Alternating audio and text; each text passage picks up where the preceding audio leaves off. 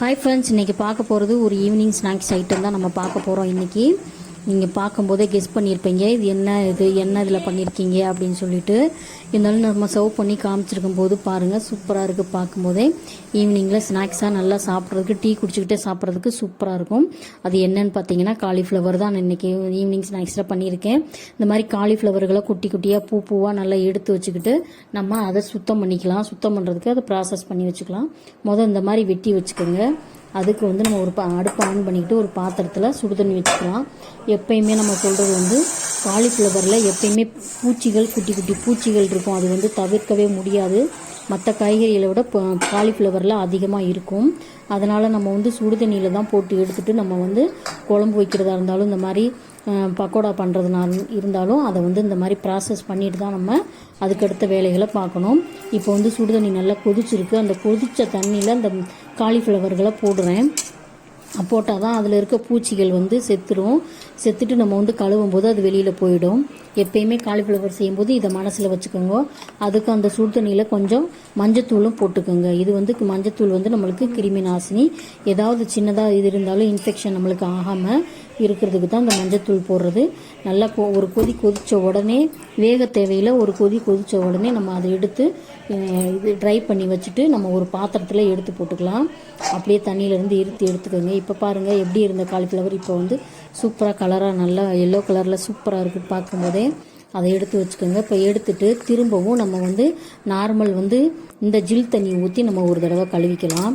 ஏன்னு கேட்டிங்கன்னா நம்ம சுடு தண்ணி ஊற்றினதில் எதுனா பூச்சி இருந்து அது ஒட்டிக்கிட்டே இருந்துச்சுன்னா நம்ம இந்த ஜில் தண்ணி ஊற்றி கழுவும் போது அது அந்த இதுலேயே போயிடும். இப்போ எடுத்து நல்லா உணர்த்தி நல்லா வச்சுக்கலாம். தண்ணி இல்லாமல், தண்ணி ஒட்டி இருக்கலாம், இருந்தாலும் சொதன்னு தண்ணி இல்லாமல் நல்லா ட்ரையாக வச்சுக்கோங்க. இப்போ ஒரு பாத்திரத்தில் போட்டு அதுக்கு தேவையான மசாலாவை நம்ம கலக்கலாம்.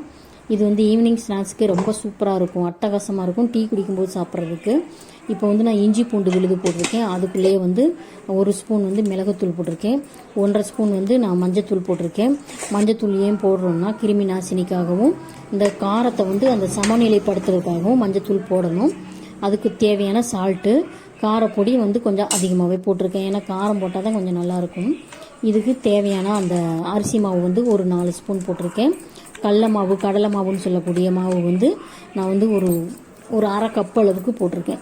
அரிசி மாவு கிறிஸ்பிக்காக போடுறது, இந்த கடலை மாவு இந்த டேஸ்ட்டுக்காக போடுறது. ரெண்டும் போட்டால் தான் அது மாவு கோட்டிங் ஆகி அந்த பக்கோடா சூப்பராக இருக்கும். நான் எதுவும் ஆட் கலர்லாம் எதுவும் போடலை, நார்மல் கலர் தான். நம்ம மிளகாத்தூள் இதெல்லாம் போட்டிருக்கோம்ல, மஞ்சத்தூள், அந்த கலரில் தான் நம்ம பொரிக்க போகிறோம். நான் ஃபுட் கலர் எதுவுமே சேர்க்கலை. இந்த மாதிரி மசாலாக்கள் போட்டுட்டு நம்ம தண்ணி சும்மா தெளித்து நம்ம மசாலா பெசரணும். தண்ணி ஊற்றுனீங்கன்னா தண்ணி ஆகிடும். ஏன்னு கேட்டிங்கன்னா நம்ம தண்ணியிலே கழுவிருக்கோம், கொதிக்க வச்சுருக்கோம். அதனால் ஈரத்தன்மை அதிகமாக இருக்கும். அதனால் தண்ணியை தெளித்து இந்த மாதிரி மசாலா பெசருங்க. கைகளால் நல்லா பெசருங்க. இந்த மாதிரி நான் பெசர்ற மாதிரி பெசரி விடுங்க.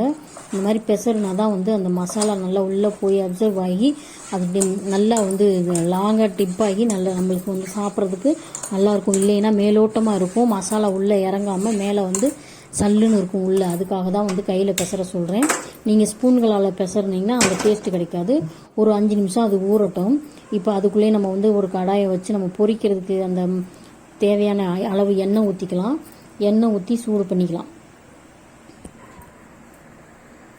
நான் கொஞ்சம் கொஞ்சமாக தான் ஊற்றி நம்ம சூடு பண்ணுவோம். நிறையா எண்ணெய் ஊற்றிட்டோம்னா அந்த எண்ணெயை மறுபடியும் யூஸ் பண்ணுறதுக்கு கொஞ்சம் தயக்கமாக இருக்கும். அதனால் கொஞ்சம் கொஞ்சமாக ஊற்றி தான் நான் பொரிக்கிறது. இப்போ எண்ணெய் காஞ்சிருச்சு பாருங்கள். காஞ்ச உடனே கைகளில் எடுத்து ஒன்றுன்னா அந்த காலிஃப்ளவரை போட்டு விடுங்க. எண்ணெயில் வேலை செய்யும்போது எப்பயுமே சொல்கிற மாதிரி கைகள் பத்திரம் கவனமாக இருக்கணும். ஏன்னா எண்ணெய் பொங்கி வரும், நம்ம போடும்போது எண்ணெய் பொங்கும், பாத்திரத்துக்கு மேலே வரும். அதனால் கைகள் பத்திரமாக போடுங்க. இந்த மாதிரி போட்டு விட்டோடனே நல்லா அந்த சலசலப்பு, அந்த எண்ணெயோட அந்த இது பாருங்கள், அந்த பபுள்ஸ் எல்லாம் அடங்கிடுச்சுனாலே வெந்துருச்சுன்னு அர்த்தம். இன்னும் கொஞ்சம் பபுள்ஸ் இருக்குது. ஒரு ஓரமாக நல்லா வெந்துருச்சு, அதை மட்டும் எடுத்துக்கலாம். பாருங்கள், நான் ஃபுட் கலர் எதுவுமே ஆட் பண்ணாமே நல்லா கலர்ஃபுல்லாக வந்திருக்குது. ஏன்னா நம்ம மஞ்சள் தூள், அந்த மிளகாத்தூள் இதெல்லாம் போட்டிருக்கிறதுனால அதுவே கலர் தான். இப்போ நம்ம மறுபடியும் போட்டுக்கலாம். போட்டு இந்த மாதிரி எடுத்து வச்சு சர்வ் பண்ணி நம்ம டீ குடிக்கும்போது சாப்பிட்டோம்னா சூப்பராக அட்டகாசமான ஒரு ஈவினிங் ஸ்நாக்ஸ் ரெடி ஆகிடுச்சு பாருங்கள். பார்க்குறதுக்கே அட்டகாசமாக இருக்குது. பசங்களுக்கு ரொம்ப விரும்பி சாப்பிடுவாங்க. வெயில் நேரத்தில் சாப்பிடக்கூடாதுன்னு சொல்லலாம். எப்போ கொஞ்சம் நம்ம சாப்பிட போகிறது ஒரு 4-5 பீஸ் தான். சாப்பிட்றதுனால தப்பு இல்லை. பாருங்கள், நான் உங்களுக்கு சர்வ் பண்ணி காமிச்சிருக்கேன். சூப்பராக இருக்குது பாருங்கள். உங்கள் வீட்லேயே உங்கள் குழந்தைங்களுக்கு இது மாதிரி வந்து ஈவினிங் ஸ்நாக்ஸாக செஞ்சு கொடுங்க. ரொம்ப சூப்பராக சாப்பிடுவாங்க, டேஸ்ட்டாக இருக்கும்.